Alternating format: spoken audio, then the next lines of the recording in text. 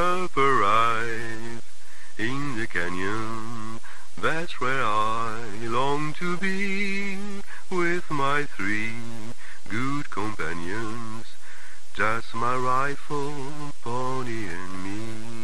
Bonjour à toutes et à tous, ou bonsoir, ça dépend de l'heure à laquelle vous avez découvert cette émission. Nous, c'est bonsoir. Vous voyez un peu derrière Hassan Ferhani, il fait nuit, donc c'est le soir.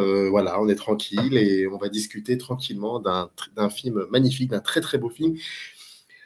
Bonsoir Hassan, comment vas-tu? Bonsoir Samir et merci de m'inviter et je suis très très content de te revoir après tant d'années sans de nouvelles et je suis vraiment content d'être là pour faire une petite discussion avec toi et ceux qui voudront nous écouter.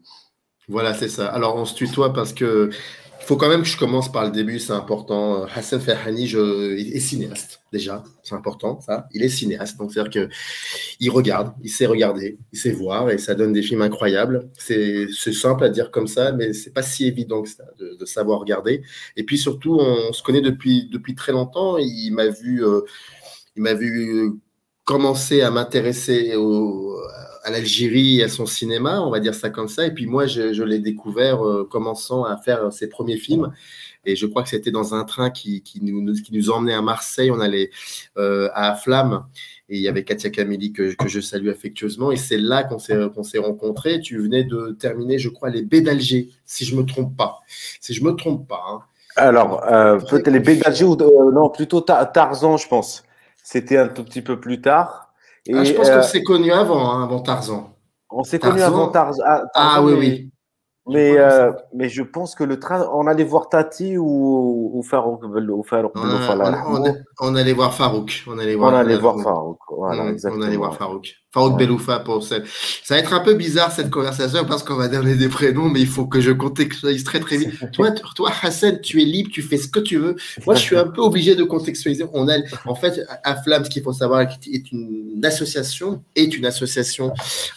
qui fait la promotion, la diffusion du cinéma du Maghreb, mais aussi des pays arabes depuis des années, depuis voilà, il y a pas mal il y aurait plein de gens à saluer. Solange Poulet, par exemple, Marcel Séguré, entre autres, et voilà, d'autres personnes comme ça, et ils avaient je sais pas s'ils l'ont encore, je crois qu'ils l'ont encore, un festival, si je me trompe pas, des rencontres des cinémas arabes. D'ailleurs, c'était Archie Khaoui avait travaillé aussi avec eux. Et cette année-là, Solange avait avait monté sur place une espèce de grosse rétrospective des cinémas d'Algérie, du passé, mais aussi du présent. Et ça, c'était assez passionnant parce qu'on voyait aussi pas mal de personnes comme ça, de visages. Alors, c'était 2009, 2010, je crois, 2011, je ne sais plus, mais ça fait quand même plus de 10 ans. Et il y avait des gens comme Mounès Hamma, il y avait toi, il y avait Katia Kameli, il y avait Farouk Beloufa, par exemple, qui était venu montrer Nehla, réellement Nehla. Et c'est là qu'on avait découvert, c'est là que j'avais vraiment découvert la copie, parce qu'un an auparavant, on avait eu une mauvaise copie à Béjaïa, au compte de Béjaïa. Bref, c'est long tout ça, mais c'est pour dire que voilà, il y a 10 ans de cela, en 2009, je retourne aux origines, on va dire ça comme ça. Et pour mieux comprendre les origines, pour moi, il n'y a qu'une seule façon, c'est de comprendre le cinéma. Et encore plus de comprendre ce que font les contemporains, ceux de ma génération, ou même de ceux qui ont quelques années de moins que moi. Et c'est comme cela que j'ai rencontré pas mal de personnes qui commençaient à faire des films. Il y en a certains même qui commençaient à y penser, et ils sont devenus même à en faire. Et tous avaient un point commun, c'est d'être des cinéphiles incroyables, d'avoir participé, par exemple, à l'association Chrysalide, qui serait un peu les cahiers du cinéma, mais en Algérie, ce serait un peu ça, parce que ça a donné des cinéastes extraordinaires. Lamina Mahrodja, Djamel Kerkar, je vais en oublier, Abdelrani Raoui, Karim Moussaoui, etc. Et plein d'autres. Et Hadjar Bali, et surtout, moi, j'aimerais bien rendre un hommage ici à quelqu'un qui nous avait éclairé énormément sur le cinéma pendant Chrysalide, c'était Nassim Kheddoussi. Ah oui. Il était un vrai passeur de films, en tout cas. Et voilà, en tout cas, le saluer de là où on est. On m'a reproché depuis quelques semaines, depuis que j'ai lancé cette chaîne, parce qu'à un moment, comme ça, on parle et on dit, commence à dire un peu d'où on vient. Et souvent, on me disait, mais pourquoi tu parles pas assez du cinéma? Pourquoi tu parles pas du cinéma? Et c'est vrai que je me suis rendu compte que je n'ai jamais parlé de cinéma algérien depuis que j'ai créé cette chaîne. Et tu me connais, c'est un truc complètement fou.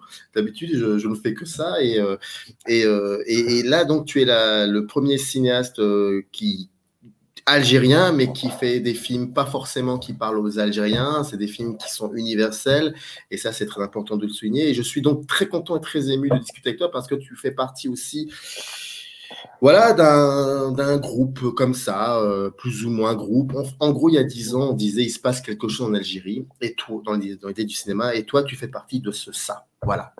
Et puis, tu as des journalistes comme moi, peut-être, qui ont créé le mot nouvelle vague pour vous. Et c'était un peu redondant, je l'avoue. En tout cas, ça faisait plaisir de se dire qu'on avait quand même des gens qui voyaient ce pays, qui se le réappropriaient, qui racontaient des histoires à leur manière, et d'utiliser surtout le jeu, la fameuse subjectivité. Hassan, et puis juste, oui, excuse-moi, mais coupe la parole on se connaît bien, et puis c'était très très important d'être accompagné à ce moment-là par voilà des gens comme toi ou Hatouchi ou plein d'autres. Hein. Peut-être je citerai pas, on va pas faire de liste ce soir, mais ça a été très très important pour le cinéma qu'on était en train de faire.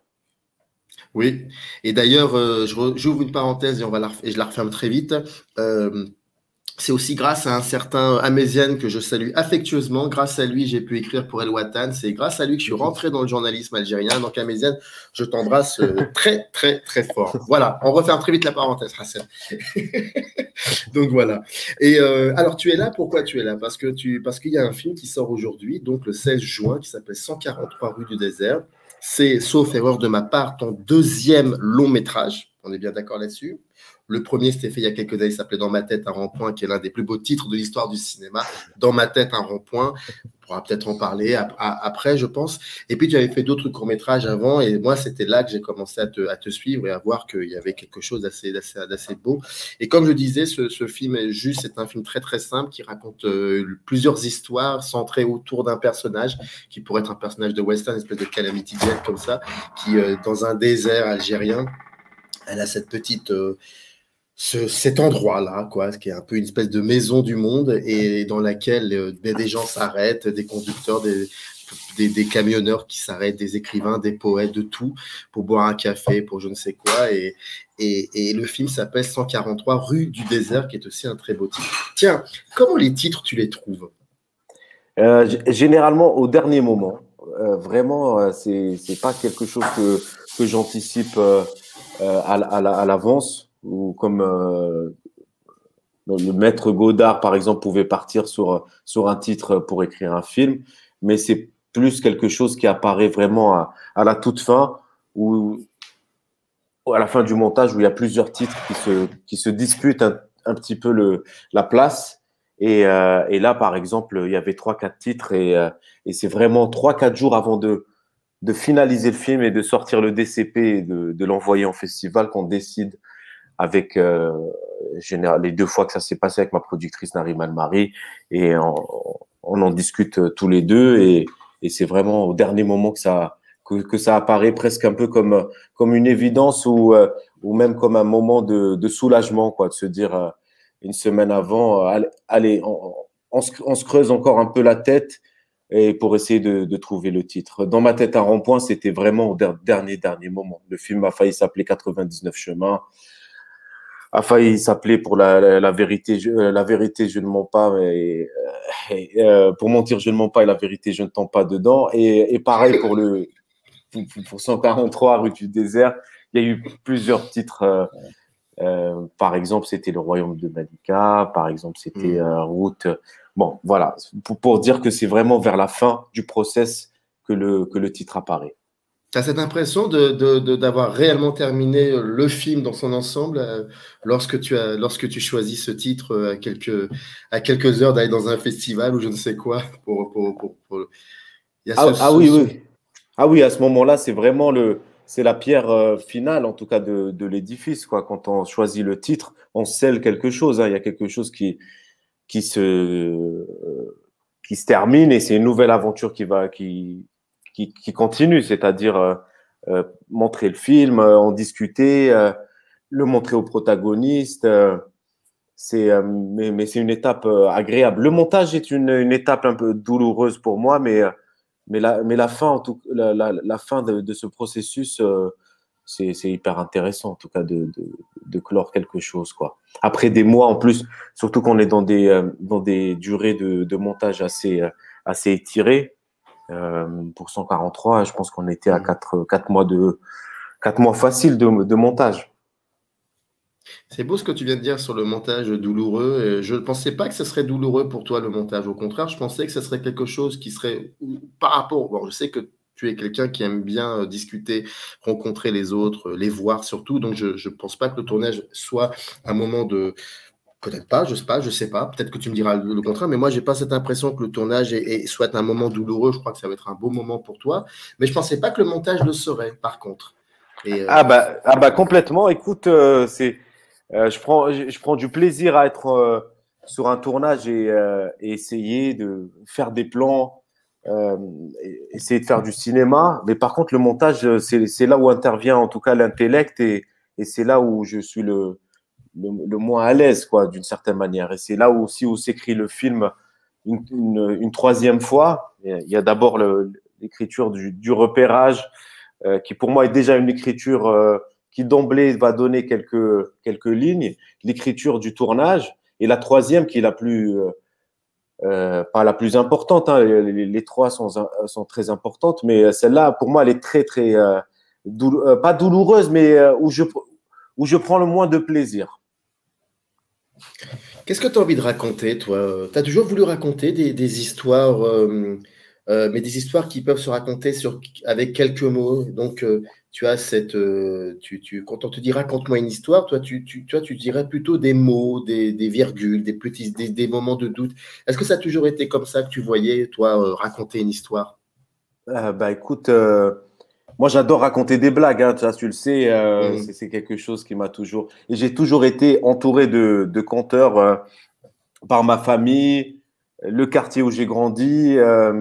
Et puis un amoureux, j'aime le cinéma, tout ce qui est histoire, quoi, les petites histoires de la vie. Même comme on dirait dans le quartier, remplir des bouteilles. En fait, je pense que c'est vraiment ça qui nous fait tenir, quoi. C'est les histoires des autres, nos histoires à nous. Donc, je crois que c'est quelque chose qui m'a toujours animé, quoi, d'une certaine manière. Et du coup, raconter les histoires, c'est aussi raconter des histoires avec le cinéma du réel et pas forcément avec une fiction. J'ai toujours été un peu mal à l'aise avec la fiction, le scénario. En tout cas, pour l'instant, j'ai pas réussi. Alors ça, c'est paradoxal, c'est-à-dire que j'adore raconter des histoires, j'adore lire des romans, essayer de raconter à des copains une histoire possible pour un film, mais par contre, se mettre à côté et commencer à mettre sur papier une histoire, ça, c'est quelque chose avec laquelle j'ai beaucoup de mal. Et je pense que les histoires, voilà, doivent être aussi spontanées, un peu comme on les raconte, quoi. Et c'est pour ça que je me sens plus à l'aise dans ce cinéma que j'essaie de faire, le cinéma du réel, plutôt qu'un cinéma qui serait plus figé, plus écrit sur un papier. Est-ce qu'il y a le fait aussi que quand tu commences à te lancer dans un projet de documentaire, qui est, et j'insiste parce qu'on a tendance à le croire, et ça va te faire rigoler ce que je vais dire, mais le documentaire, c'est du cinéma. C'est aussi un film. Voilà, ça, je referme une parenthèse parce que j'entends souvent ça. Et quand tu te lances dans un projet comme le documentaire, il y a aussi ce moment magnifique, magique des repérages. C'est-à-dire que tu prends je sais que tu as ton appareil photo et puis tu y vas et tu vas aller chercher une idée et puis parfois tu sais que l'idée, elle était là. Enfin bref, il y a ce contact-là. La fiction, c'est autre chose. La fiction, peut-être que tu vois pas. Tu vois pas comme tu as envie de voir. Alors que le documentaire, parce que tu dois commencer à faire des repérages, tu commences déjà à voir des choses. Est-ce que c'est ça, c'est l'idée même de la notion de voir qui change dans les deux cas, qui peut-être t'embête un peu? Alors, je ne sais pas exactement ce qui m'embête, en tout cas, mais cet exercice est très compliqué pour moi. Mais c'est intéressant hein, de se poser cette question de la fiction. Mais je tenais à te dire, et ça, peut-être qu'on en a discuté déjà, Mais quand je vais faire un film, je me dis pas, je vais faire du documentaire, comme tu dis, ou de la fiction. Je vais essayer de faire un film, de raconter une histoire dans un endroit, et cette histoire, elle peut être vraie, elle peut être fausse, elle peut être. Alors, en ce moment, je m'amuse à récolter dès que je tombe sur quelque chose en tout cas, qui parle de la vérité, en tout cas, du faux, du vrai dans le cinéma. C'est Kate Biassin dans son recueil Minuit passé de 12 heures. Et dans un de ses articles, il dit, où il a fait des reportages au Soudan, en tout cas, où il racontait, il dit qu'au Soudan, les conteurs, avant de commencer à narrer une histoire, ils disent vous allez entendre une histoire fausse où il y a une part de vérité. Et j'adore, je me suis complètement retrouvé dans ce que disait, ce que rapportait Kate Biassin de ses conteurs soudanais. Et là, récemment, j'ai lu aussi quelque chose, je voulais partager ça avec toi, avec vous, qui m'a beaucoup aussi impressionné. C'est une phrase de Kiarostami, et qui, pareil, raconte un peu ça. C'est un peu les poèmes, les haïkus qu'il fait. Il dit j'ai photographié un arbre. Il a rougi.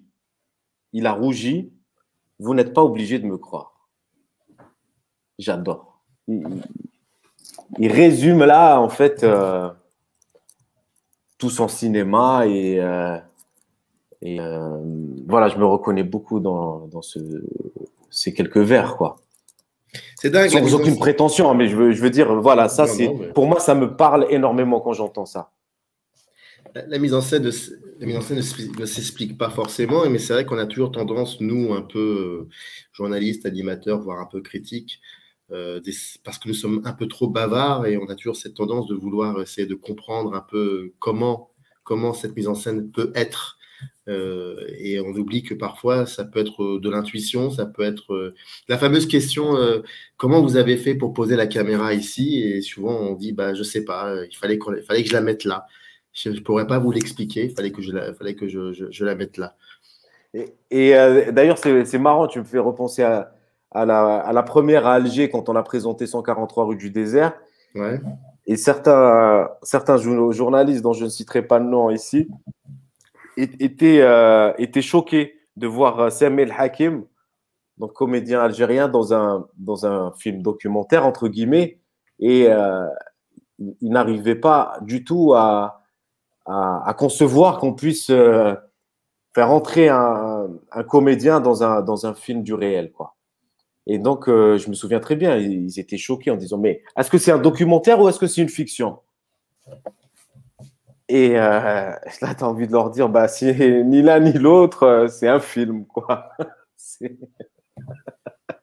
Oui, mais écoute, je ne vais pas essayer d'intellectualiser ou de théoriser le truc, mais bon, en même temps, c'est super incroyable ce que tu racontes, parce qu'on a tellement tendance à le voir comme un personnage de fiction, Sami El Hakim. Enfin, ils ont tendance à le voir comme un personnage de fiction, mais ils en oublient que c'est d'abord un être humain.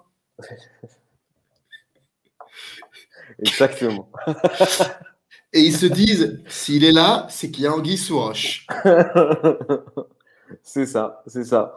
Et non, mais en plus, c'était un scénario que j'avais dans les tiroirs, le gars qui cherche son frère dans le désert. Ouais. Et du coup, j'avais besoin de cette séquence, en tout cas dans 143, par rapport à une phrase que m'avait dit un jour un routier. Il m'a dit, tout le monde cherche quelque chose dans le désert. Et ça m'avait frappé. J'ai noté cette phrase quelque part. Et en regardant, parce que je regarde tous les soirs les rushs quand je finis ma journée de tournage, et je me suis dit, il me manque quelque chose de la recherche. Tout le monde recherche son gagne-pain, on cherche du pétrole, on cherche quelqu'un aussi. Donc j'ai récupéré cette idée que j'ai remis dans le film avec Samuel, qui était incroyable dans cette séquence, quoi. Et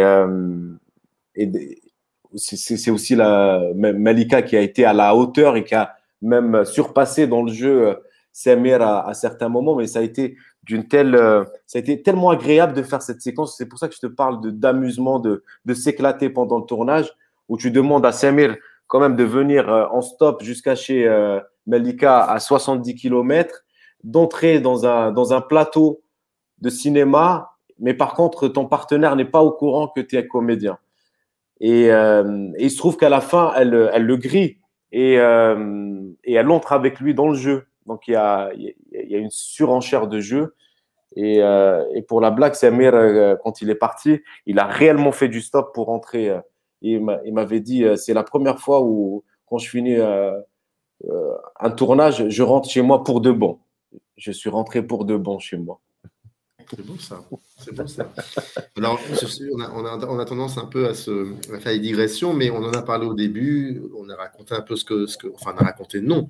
On a évoqué comme ça quelques lignes de synopsis de ce film qui est vraiment beau, hein, qui est très très beau. Mais comme je disais en rigolant une dernière fois à Hassan Ferhani faire des beaux films, ça va devenir un pléonasme et ça va être un peu c'est lourd quand même. Ça commence à être je t'en prie, mais c'est comme non, mais vraiment, j'insiste beaucoup sur l'idée de voir. Moi, je trouve que je sais que ça ne s'explique pas, ça ne peut pas se théoriser, mais il y a quelque chose qui fait que voir veut dire aussi laisser l'autre parler, le respecter aussi son silence.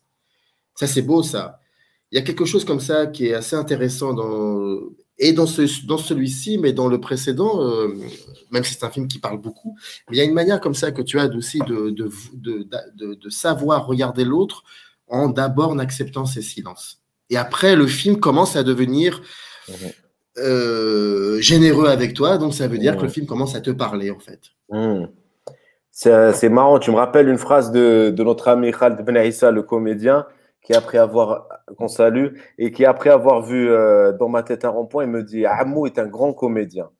Je lui dis pourquoi c'est un grand comédien? Il me dit parce qu'il sait gérer les silences. Et cette phrase de Khaled m'avait vraiment marqué. Et effectivement, quand j'ai revu le film avec cette phrase-là, Ammou est un comédien né, quoi, d'une certaine manière. Après, le cinéma qu'on fait, c'est aussi on parle de cinéma, mais c'est aussi d'abord le respect de l'autre. Et on écoute, on est des écoutants. On essaie de restituer quelque chose du monde dans lequel on vit. Et c'est important, je pense, d'essayer de construire, même si cette phrase est un peu galvaudée, de vraiment fabriquer le film avec la personne qu'on filme. Donc ça, c'est quelque chose qui m'importe énormément dans ce que j'essaie de faire. Et on y arrive quand, par exemple, Malika me dit tu m'as pas filmé en train de faire la sieste sur le sable. C'est elle qui me propose ça. Donc, c'est elle qui me propose cette séquence avec Shawqi Amari quand il vient lui rendre visite. Et c'est elle qui lance le mot prison. Lui, il passe de l'autre côté, il l'ouvre. Et à ce moment-là, on récolte quelque chose qui est en train de naître sous nos yeux, quoi. Et donc, moi, mon boulot à ce moment-là, c'est de pousser un tout petit peu un petit peu les choses pour la transformer en séquence de cinéma. Donc, à ce moment-là, on s'amuse et on se dit, ah tiens, Malika t'a proposé prison, Shawqi, ça te dit de faire de jouer le prisonnier. Moteur, ça tourne, action. Et on tourne la séquence comme ça. Et après, tu te rends compte que rien n'est. Il y a du hasard tout le temps, mais en même temps, tu vois, Shawqi a fait de la prison, ça, je me suis rendu compte bien plus tard. Après, quand j'étais. Si, bien sûr, je le savais. Tu savais, ouais. Si, mais quand tu le fais, je t'interromps, mais Shawqi Amari, et voilà, pour celles et ceux qui ne savent pas, qui auraient le truc dans de ne pas savoir, et journaliste, écrivain, et producteur, et il avait joué dans un film qui s'appelait National 1, qui est d'ailleurs un documentaire qui est extrait de son bouquin National 1. Et d'ailleurs, je crois, si je ne me trompe pas, parce que je l'ai revu il y a longtemps, mais je crois que Malika est dans ce film. On est bien d'accord. Exactement. On est bien d'accord. On va parler de ça. Mais du coup, je l'ai vu quand toi, tu l'avais partagé, je crois, sur La Loupe. C'est à ce moment-là que j'ai découvert cette séquence. Mais effectivement, Shawqi était très, très important c'est grâce à lui que que j'ai pu rencontrer Malika. Et non, mais pour dire que rien n'est du hasard, c'est qu'on ne se rend pas compte sur place que quand on fait les choses, mais en étant sur le montage, je me rends compte que, oui, en fait, oui, Shawky était en prison. Putain, mais c'est fou Ah que oui, d'accord, oui, tu vois, d'accord, j'ai compris. Ok. tu vois les liens qui sont faits après coup. Pareil pour Samir. C'est là où il y a du hasard, il n'y a pas du hasard. C'est une construction avec le réel. Samir, par exemple, je me suis rendu compte bien plus tard qu'on avait fait un court-métrage Tarzan, Don Quichotte et nous, et que J'avais pas Samir parlé. cherchait un personnage qui n'existait pas. Mais ça, sur le moment, je l'avais complètement oublié. C'est ça qui est fou, quoi, qui est génial en même temps. Alors, juste, je rappelle pour celles et ceux qui n'ont pas vu le film, c'est un court-métrage dans lequel, en fait, c'est un film qui fait partie d'un projet de cinéma dans lequel il y avait plusieurs films réalisés par Lamine Marhodja, le tien, Yanis Koussim et Amina Zoubir. Amina Zoubir. Amina Zoubir. Et ton film, donc, c'est une caméra à l'intérieur d'une voiture. Tu me coupes la parole si j'ai une connerie. Le dispositif filmique, c'est donc la caméra à l'intérieur d'une voiture, plan large sur donc le conducteur et le mec est à la place du mort, comme on dit. Le mec est à la place du mort, c'est Samir Al-Hakim, si je me trompe pas. Et donc la voiture roule et Samir demande à chaque fois à plein de passants. Vous savez pas où se trouve, je crois, la grotte la grotte d'un tel. Sid Ahmed, non, Non. il demande Sid Ahmed Ben N'Jeli. Et donc tout le monde essaie de l'aider, mais Sid Ahmed Ben N'Jeli n'existe pas, sauf dans Don Quichotte de Cervantes.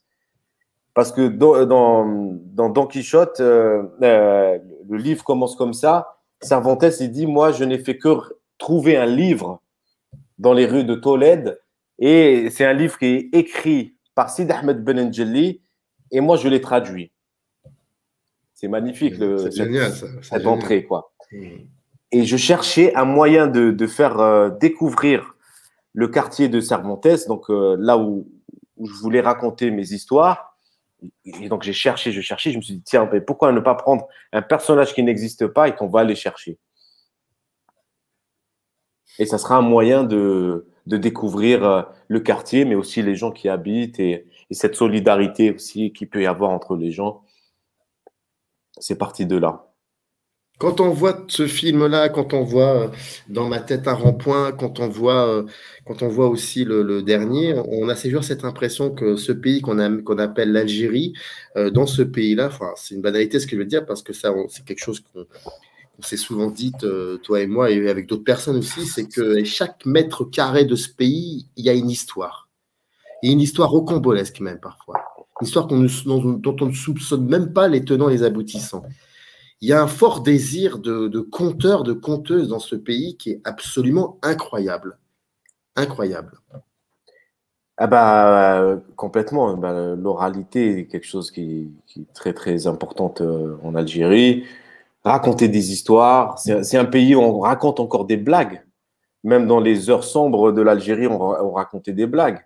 Donc, il y a toujours eu un amour fou pour le récit, quoi, d'une manière, que ce soit nos grands-mères ou, pour paraphraser encore, citer Kateb Yassine qui disait il faudrait aux cinéastes aller filmer les vieilles, nos grands-mères kabyles, parce que c'est elles qui détiennent toutes nos histoires.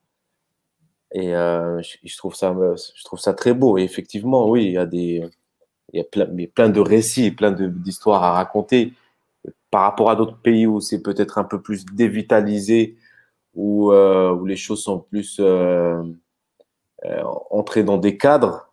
En Algérie, il y a matière. Sans tomber, par contre, c'est important de le souligner, dans la facilité, où certains peuvent dire que c'est facile de le faire. Non, c'est du boulot quand même.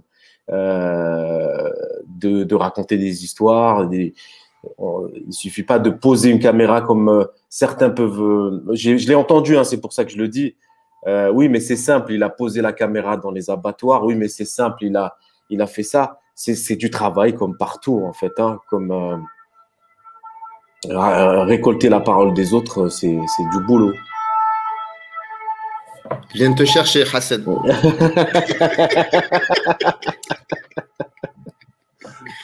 Il y a une séquence incroyable dans Ma tête à rond-point. Dans Ma tête à rond-point, c'est un film, vous pourrez regarder synopsis sur Allociné ou je ne sais où, mais c'est un film qui se déroule dans les abattoirs de Hussein D d'Alger.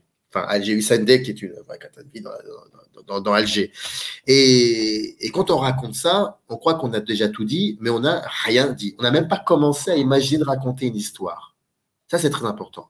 Parce que ce film, finalement, commence à s'orienter vers quelque chose d'assez incroyable, à savoir que ce qui se passe, ça se passe aussi à nous, ça se passe à tout le monde. Et ça, c'est assez incroyable de partir d'un détail et finir de manière universelle. Et en gros, dans ce film, on a pratiquement les meilleurs comédiens au monde. Au moment où on voit le film, on se dit c'est les meilleurs comédiens au monde. Puis quand le film se termine, on se dit bah non, en fait, ils sont comme nous sommes tous des comédiens et c'est assez fait. Il y a une séquence dans ce film, quand je la raconte, limite j'en tremble et elle est très très belle.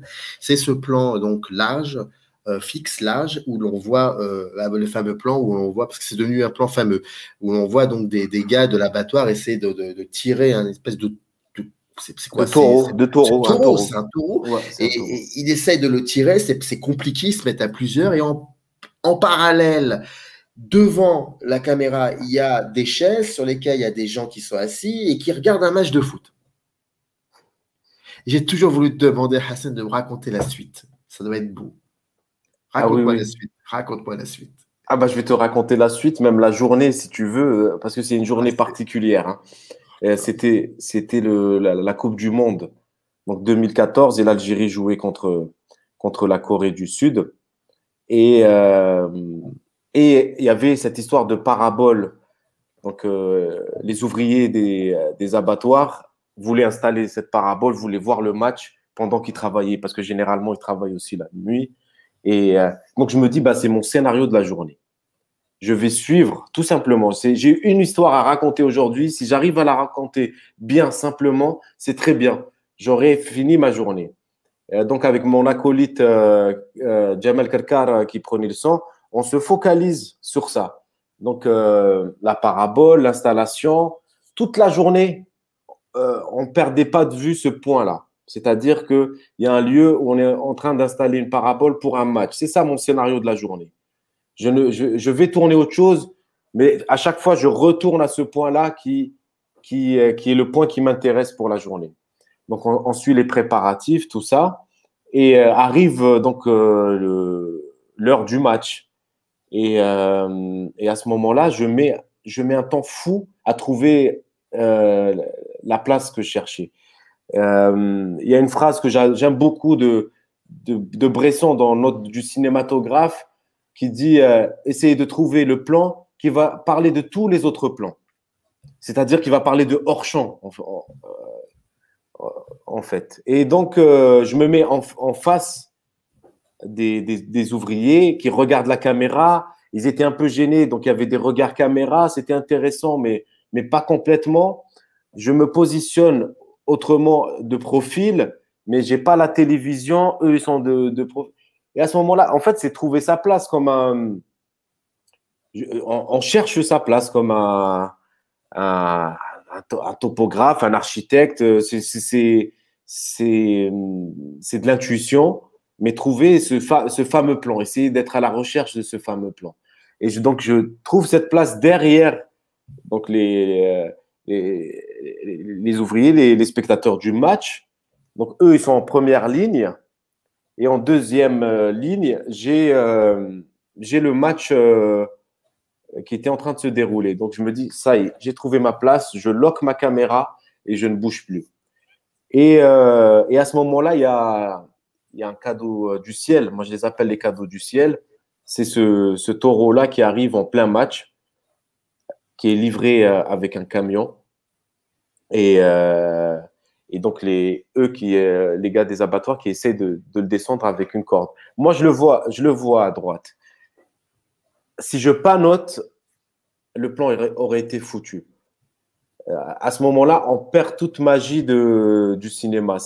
Parce que le hors-champ, tu le tues à ce moment-là. Donc, je fais ce pari-là en me disant, la trajectoire logique d'un taureau, c'est qu'il aille directement se faire zigouiller dans les abattoirs. Donc, je vais rester sur mon plan et je vais attendre que ça se passe. Et arrive ce moment-là où tout le monde commence à tirer la corde pour essayer de faire descendre le taureau du camion et où les spectateurs deviennent aussi acteurs de cette situation, où ils viennent tous s'entraider pour essayer de faire descendre. Et là, je vais te raconter une petite anecdote qui s'est passée à ce moment-là. Il y a un effet d'accélération quand il y a un mec qui vient me boucher la caméra. J'explique. C'est-à-dire qu'à ce moment-là, le taureau arrive et comme je vois des ouvriers autour de moi se barrer, courir, parce que ça, c'est quelque chose. Il y a eu des morts dans les abattoirs à cause de taureaux qui se sont échappés. Donc, je me dis, en fait, c'était le seul moment du tournage où j'ai quitté la caméra. Et Jamel, pareil, a quitté la caméra et on est parti à 15 mètres de la caméra. Parce qu'on avait aussi peur pour notre vie que le taureau… à ce moment-là, je reviens sur mon cadre et je vois un gars qui bouchait la caméra. Et donc, je lui demande gentiment de se pousser. Et là, le taureau n'est plus là. Et à ce moment-là, lui est resté 15 secondes, mais on a accéléré pour avoir cet effet de 24 images secondes. Et puis, il y a un but. Et puis, il y a un but. Ah, ça, c'est le deuxième cadeau. Ça, on pouvait… Ouais. Ouais, complètement. Et c'est l'histoire sans fin parce que ensuite, il y a Youssef qui s'embrouille avec un gars parce qu'il l'a bousculé. Et effectivement, ce plan-là, quand on filme un plan comme ça, on espère juste que le voyant rouge est toujours allumé, quoi. Ça pourrait faire un très beau titre de film. Quand on fait un film comme ça, quand dans ma tête un rond-point et on va arriver à 143 de rue du désert très vite, je te rassure, mais quand on fait un film comme dans ma tête, est-ce que tu es le genre de cinéaste, après avoir terminé de faire le film, avoir mis le titre du film, bon, tu sais qu'après le film, on l'envoie dans les festivals, tout ça, mais est-ce que, et de temps en temps, il faut l'accompagner aussi, ce film, c'est un peu la règle. Je ne sais pas si c'est la règle, mais en tout cas, il y a quelque chose qui fait que parfois, il faut accompagner le film ou les films, et parfois, les films aussi sortent dans les salles de cinéma, comme le tien, 143 rue du désert aujourd'hui, et dans ma tête aussi, était sorti récemment, enfin là, il y a quelques années, quand tu l'avais fait. Est-ce que toi, tu es du genre à te dire, bon, ça y est, c'est terminé, maintenant, il faut vraiment que je passe à autre chose, ou est-ce qu'il y a ce moment où tu joues le jeu, c'est-à-dire que pendant toute cette période de promotion, tu es dans cette période où tu te reposes aussi, tu prends le temps de profiter des choses, des gens que tu connais, ou tu es tout de suite dans le prochain film? Alors, effectivement, j'ai besoin que le film soit en fin de parcours pour pouvoir réfléchir à autre chose. J'ai du mal à concevoir des projets à la chaîne ou avoir 2-3 projets qui…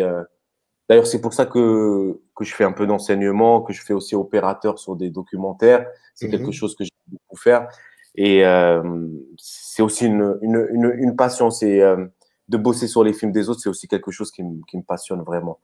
Mais par contre, pour la question de la tournée, j'ai pas envie de faire le rabat-joie ou quelqu'un. Je suis content de le faire, surtout quand c'est des moments comme l'avant-première à Alger, oui, ou l'avant-première à Locarno, ou à Béjaïa, des dates comme ça. Après, il y a quelque chose de quand même très répétitif. Quand on fait ça 20 fois, 25 fois d'affilée, c'est pas quelque chose… D'ailleurs, ils me font marrer quand le distributeur il dit « Ouais, mais c'est génial, tu vas rencontrer des gens. » Mais moi, les gens, je les rencontre tous les jours dans le café. Je les rencontre en discutant avec les gens. Je n'ai pas besoin d'aller dans une salle de cinéma pour rencontrer des gens. C'est quand même un argument qui quand même me dépasse complètement. Alors, je le fais parce que c'est important et qu'il faut que le film soit diffusé. Mais il y a moi, des arguments comme ça, j'ai vraiment beaucoup, beaucoup de mal avec ça. Après, partager, effectivement, ça, c'est quelque chose que j'aime beaucoup. Partager, discuter, de ce que je fais, de ce que tu fais. Ça, c'est quelque chose qui me passionne. Mais quand ça devient répétitif, ça peut être lassant, quoi. Moi, j'ai un souvenir comme ça, fort. Enfin, pour moi, c'était très fort. C'est que c'était au cours d'un festival en Algérie, festival du film arabe d'Oran. Tu étais pas là pour présenter un film, mais tu étais passé par là, comme ça. Et tu étais avec Lamine Amar Khodia et Sid Ahmed Semian. Et Sid Ahmed Semian, qui, pour ceux qui ont le truc de ne pas savoir, il est journaliste, écrivain, enfin, formidable journaliste. Sass, alias Sass. Sass, voilà, c'est un grand journaliste, en tout cas, très, très bon, et je le salue s'il nous regarde. Et je sais que, à ce moment-là, je te disais, est-ce que tu es en train de préparer un film? Et tu m'avais dit, en gros, oui et non, mais en tout cas, il faut que je bouge, il faut que je me déplace, il faut que, voilà, j'ai besoin de voir peut-être des choses, des images. Est-ce qu'il y a eu cela pour arriver à 143 rue du Désert, pour rencontrer cette dame qui est Malika, pour aller… Est-ce qu'il y avait cette personne, tu l'as rencontrée par hasard, ou c'est quelque chose où tu voulais aller la voir? Moi, je pense que c'est halte, même avec celle qu'on a fait avec Sass et Lamine. Et surtout quand on a la chance d'avoir quelqu'un comme Sid Ahmed Semian, dont j'étais fan par rapport à ses écrits dans le matin, dans Tag à la Mantag, et que cet auteur, écrivain, réalisateur et cinéaste, ouais, j'ai oublié ça. Devienne un copain, c'est une chance inouïe. Et je pense que on fabrique tout le temps notre regard, même pour les prochains films. Et je pense que même ce voyage qu'on avait fait tous les trois, en allant jusqu'à Ain Safra, Béchar, et en descendant, ça a été une école d'une certaine manière. On partait avec 3 appareils photo et en s'arrêtant dans les hôtels les plus populaires possibles, en allant chez les photographes, tu sais, qui te donnent avec les fonds improbables. Les fameux décors, ouais, je vois très bien. Les fameux décors. Et donc, on a fait une série comme ça de photos pour s'éclater tous les trois. Et c'est ultra enrichissant. Et puis, on discute, on enrichit son regard. Tous les voyages, je pense, enrichissent, surtout en Algérie. Hein. Moi, je suis un grand fan en tout cas, de prendre la route en Algérie. Ça, c'est quelque chose que j'adore faire. Dès que j'ai l'occasion, je le fais. Et après, il se trouve que pour entrer dans le détail, pour 143 rue du Désert, j'étais parti sur un autre projet de road movie en écriture. Tu voulais faire un road movie alors? Oui, exactement. Un road movie et il se trouve que donc j'ai fait plusieurs voyages et pendant un des voyages, j'avais demandé à Chokri à Amari s'il voulait prendre la route, comme lui, je l'appelle le Kerouac algérien, s'il voulait pas embarquer avec moi. Et donc, on était partis tous les deux sur les routes et on était descendus jusqu'à Timimoun. Et là, pareil, on se prend en jeu, on se dit, on passe pas plus d'une nuit dans une ville ou dans un village. Et on est partis comme ça, tous les deux. Et à Timimoun, je dis à Chokri, j'aimerais bien rencontrer Malika de tes livres, parce qu'il en parle dans 2 de ses livres, dans National 1 et dans Le Faiseur de Trous aussi. Et là, on va voir Malika. Et à ce moment-là, je me dis, tout ce cheminement, tous ces kilomètres parcourus pour faire un road movie, mon road movie, il est là, chez Malika. Espèce de road movie inversé ou un road movie immobile d'une certaine manière.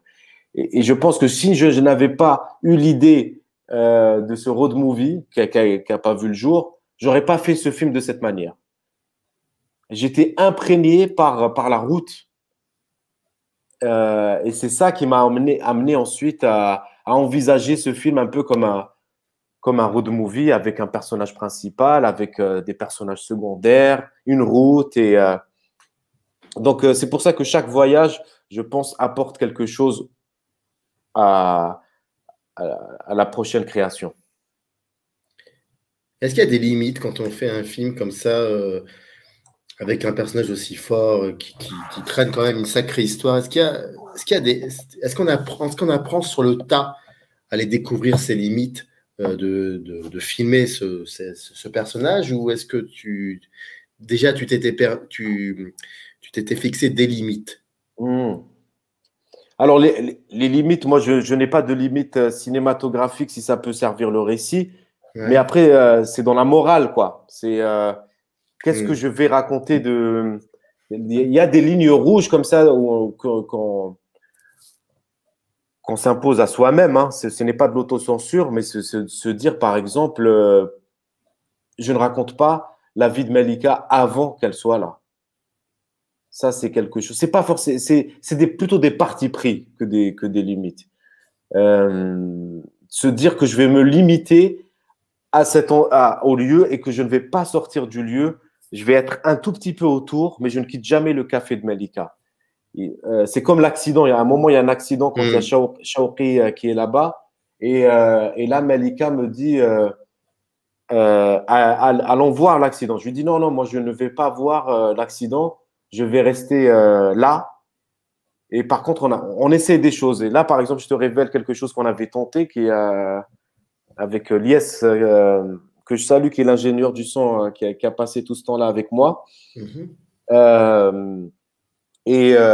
On avait un HF avec nous, par sécurité. D'ailleurs, c'est marrant, parce que quand il m'a fait sa liste de matériel son, je lui dis, moi, je ne veux pas de HF. Je ne travaille pas avec les HF. Et lui, il avait pris ce HF, il m'avait dit, voilà, je l'ai pris au cas où, que tu le saches. J'imaginais pas du tout mettre un HF à Malika. Et donc, à ce moment-là, tu te dis, ah ben, pourquoi on n'essaierait pas quelque chose? C'est que Malika regarde l'accident de là où elle est, mais Shawqi va aller avec le HF là où il y a eu l'accident. Ben oui. Et donc, j'ai une séquence, mais qui n'est pas dans le film, qui est assez incroyable, de Malika qui est en train de regarder l'accident loin et Shawqi qui est là-bas en train de discuter avec les gens, les curieux de l'accident. Et ça, c'est respecter son parti pris, sa limite, par exemple. Mais essayer de la dépasser autrement. C'est comment je fais pour dépasser cette limite que je me suis imposée. Eh bien, il y a un chef. Allez, on va te le mettre et on va tenter cette séquence. Après, cette séquence, elle ne pouvait pas s'intégrer dans le film pour des problèmes de rythme et de montage et de choix. Mais c'est essayer, tout le temps essayer quoi, des choses, des plans, tant qu'on n'est pas limité techniquement. Ou c'est comme le travelling circulaire que je fais autour de la maison. On a une voiture, et ben on va essayer de le faire avec la voiture. Et à ce moment-là, quand je filme, je me dis que c'est à la poubelle ce plan, parce que ça bougeait trop. Mais il se trouve que voilà, c'est la partie que je te disais de réécriture. On récupère ce plan pour raconter la maison, mais grâce au plan que j'avais avant du Bendir, et les deux se mariaient très bien. Et, la fusion entre les deux était parfaite. Dans ce film, comme dans Ma tête un rond-point, il y a comme ça toute une partie où, comme on disait, tu les écoutes, tu écoutes ces silences, mais tu écoutes aussi les autres personnes. Et puis à un moment, le film prend une tournure discrètement comme ça. Il y a quelque chose où tu le disais plus ou moins, il y a des corps de fiction dans des endroits réels, et puis à un moment, on croirait que Malika est devenue un corps de fiction aussi. Enfin, il y a quelque chose comme cela d'assez incroyable. C'est devenu, j'ai l'impression, quelque chose d'évident pour toi, ça. Même si quand tu fais un film, en tout cas, que ça soit. Tu l'as dit toi-même, travailler le réel, c'est exactement ce que tu dis. On ne va pas utiliser le mot document. Mais quand tu travailles le réel, tu te permets toujours des moments où, dans le réel, c'est vrai, parfois on a cette tendance à dire, mais c'est incroyable la vie qu'on a, cette journée de dingue qu'on a vécue. Quand on dit cette journée de dingue, ça veut dire en gros que c'est quelque chose de tellement surréel que ça en devient dingue. Il y a un peu de cela aussi dans tes films, cet aspect un peu surréel qui peut se traduire par des choses dans décalage, des choses foutraques, bordéliques, ou alors des choses de fiction qui seraient imbriquées. Voilà, il y a quelque chose comme ça. Mais le rythme reste toujours aussi intéressant. Oui, alors, je pense que c'est lié aussi au tournage, parce que ça soit dans Ma tête ou dans 143, il y a quelque chose de lié presque à la transe quand on fait un film. Quand je fais un film, il y a un mot en arabe que j'aime beaucoup quand on écoute le sha'bi, on dit le mec qui joue, il est monté dans la musique et dans les sonorités, quoi. Et, et je pense que dans les deux films, j'ai eu cette sensation d'être dépassé par ce qui était en train de m'arriver et d'essayer d'être dans le cosmique qui m'entoure d'une certaine manière. Et Jamel te le dira, on était complètement habité quand on tournait dans Ma tête à rond-point. On était, moi j'avais pris 15 kilos, on passait nos nuits là-bas, on était complètement. Et chez Malika, il s'est passé aussi quelque chose comme ça. Le temps nous a dépassés, c'est-à-dire elle, comme elle est énorme, elle est formidable, elle a tellement de choses à raconter, à donner, et qu'on est dépassé par les événements. Et c'est là où je parle d'une certaine transe. Après, qui quand même appuyé au montage, il y a un point de basculement dans le film. À partir de la chanson de Brian Eno, on vire dans quelque chose qui est beaucoup plus, entre guillemets, fiction et tentative, et essayer de ne plus se reposer sur un dispositif. Mais faire cela, c'est s'échapper aussi de ce que le film peut prendre comme orientation, à savoir un visage, un reflet de l'Algérie, de tout cela. Est-ce que c'est quelque chose qui te permet aussi de ne pas rentrer sans que tu le saches dans le film discursif, tu sais, le film qui veut dire un message, qui veut dire cela. Est-ce que c'est cette manière de te préserver de cela? Mais ça, c'est quelque chose auquel j'y pense même pas. Je me dis, tu sais quoi, je me dis même pas que je fais un film en Algérie quand je tourne. Je tourne un film chez Malika, et Malika n'a pas un regard que sur l'Algérie ou sur ce qui l'entoure. Elle a un regard sur le monde. Je la prends comme une entité qui habite quelque part, mais après, effectivement, ça transpire, et c'est quelque chose aussi qui est raconté par bribes. En creux, c'est l'Algérie qui est racontée, mais j'ai pas besoin d'aller la chercher. C'est l'Algérie, c'est les routiers algériens, tout est algérien. Donc, j'essaye de penser peut-être d'abord cinéma, cadre, et ensuite, tout ça va transpirer. Voilà ce que je voulais dire, en fait. Après, j'avais un autre film, mais je l'ai perdu. Peut-être ça va revenir. Ah oui, si, ça y est, ça me revient. Et de se dire que tout est possible, tout peut arriver à n'importe quel moment, mais il faut savoir le cueillir. Il y a par exemple une image que j'ai pas eue dans le film, qui m'a habité pendant tout le film. C'est une histoire de Shawqi qui connaît Amari, qui connaît Malika depuis très longtemps. Il me dit un jour, il est arrivé chez Malika, il est rentré chez Malika, il y avait 2 gars assis avec leur café, avec 2 faucons sur leurs épaules.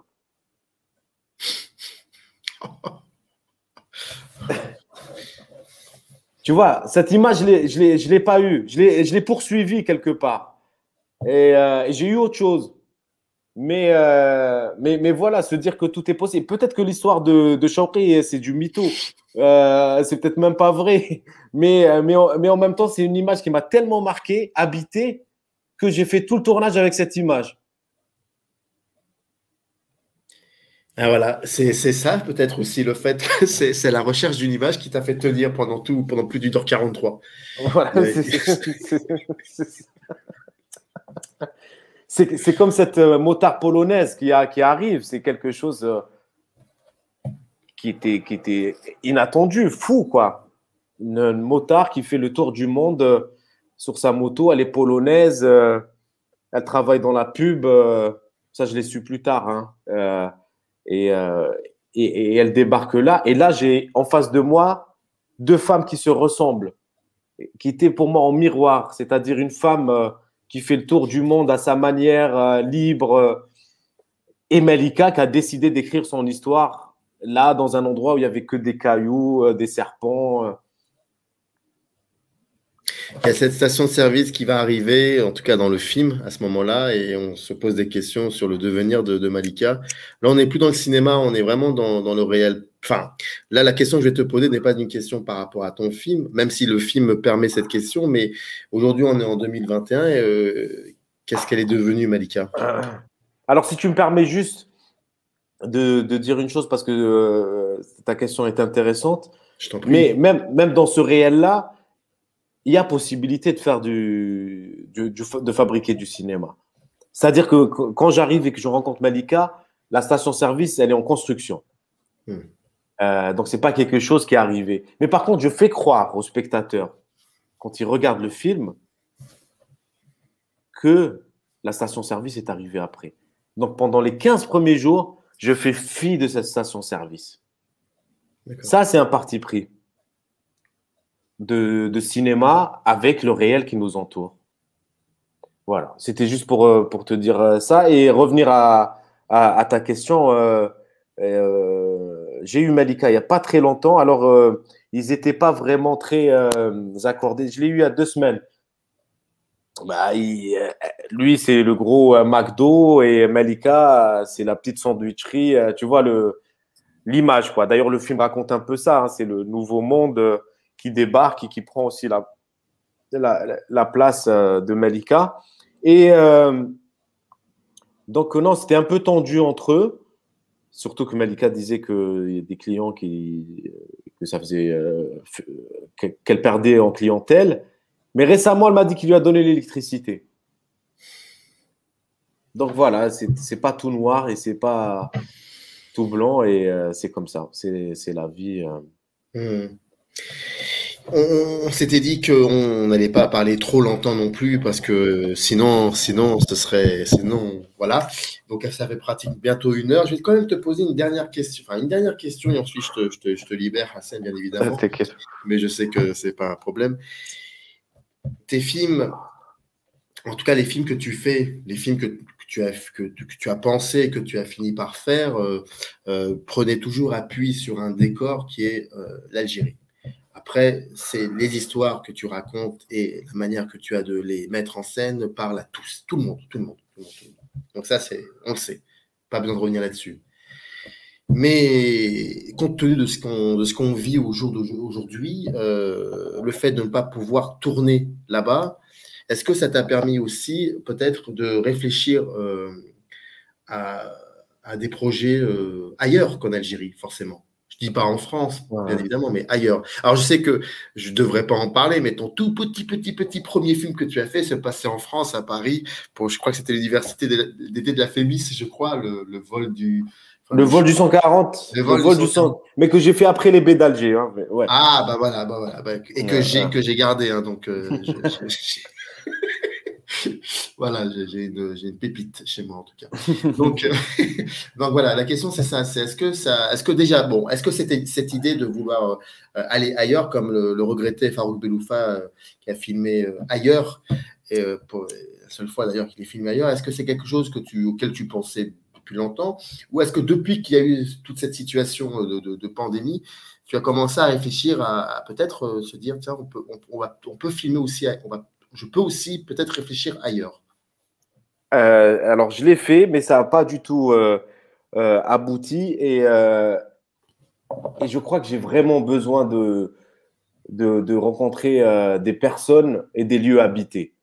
Pour l'instant, c'est arrivé 2 fois avec les abattoirs et chez Malika.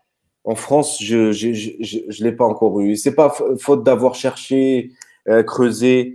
Mais pour l'instant, je t'avoue que il y a des idées qui sortent comme ça, mais elles se passent toujours en Algérie.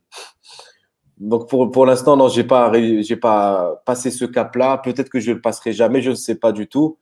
Mais en tout cas, ça me démange en tout cas de refaire un film, ça c'est clair, mais j'ai pas rencontré le lieu habité. 143 rue du Désert, le film sort aujourd'hui. C'était Hassan Ferhani. Au début de l'émission, Hassan a évoqué un nom important aussi, Nariman Marie, qui est productrice, mais qui est aussi réalisatrice, qui avait fait fort des fous, je crois. Et là, Loubia Hamala, le fort des fous, je ne l'ai pas vu. C'est pour ça que j'avais du mal. Et que Avec notre ami Nasser Metchkan à l'image que. Et ben voilà, tu Voilà. as été plus vite que moi. Rahmo, mais une émission est prévue sur Nasser Mechkan bientôt. Voilà, ça va être fait. Et ça, je me suis promis. Nasser Mechkan qui est photographe. Il n'est pas directeur de la photo. Sinon, ici, il avait été là, il m'aurait esquinté. J'embrasse aussi Myriam et Walid entre parenthèses. Hassan, merci beaucoup. En tout cas, je remercie aussi Karine Durance parce que c'est qui nous a mis un peu en connexion. Merci beaucoup Karine pour nous avoir aidé à la conception de cette émission. Hassan, merci beaucoup. C'était vraiment très très agréable pour la disponibilité, la générosité de tes propos. Même si on se connaît depuis longtemps, en tout cas, ça m'a vraiment fait plaisir de renouer Merci Samer, merci beaucoup. Je t'en prie. Donc, allez voir 143 rue du Désert, ça sort dans vos salles de cinéma, c'est très important, c'est aujourd'hui, allez-y. Et puis, n'hésitez pas, si vous avez des commentaires à faire après avoir vu le film, écrivez-les, je les transmettrai directement auprès de son auteur, du cinéaste, et puis voilà, et puis continuez à aller au cinéma et à voir des images. Merci Hassan, je te souhaite une très bonne journée ou une très bonne soirée. On va dire ça. Merci beaucoup. Générique, c'est parti. Arrive in the canyon, that's where I long to be, with my 3 good companions, just my rifle,